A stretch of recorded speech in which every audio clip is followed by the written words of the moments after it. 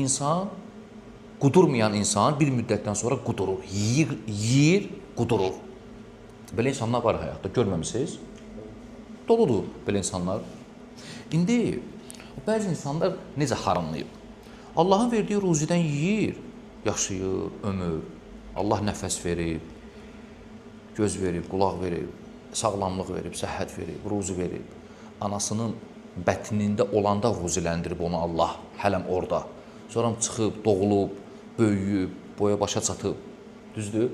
10 yaş, 15 yaş, 20 yaş, 25 yaş Allahın verdiyi ruzidən. 30 yaşına çatır, gəlir deyir, Allah yoxdur. Mənə sübut eləyin ki, Allah var. Bu nədir? Bu qudurmaqdır yəni. O ateistlər yoxdur. Ateistlər bir növ qudurublar. Harınlayıb ateist olub. O elmi şəkildə ateist olmayıb yəni. Yedin Allahın verdiyi ruzidən. Qudurdun, indi deyirəm ki, Allah yoxdur. Və budur. Yəni sən dünənə kimi, sən deyirdin Allah var. Yəni sən məsələn indi 30 yaşın var, düzdür? Sən 20 yaşında deyirdin Allah var. Allah deyirdin.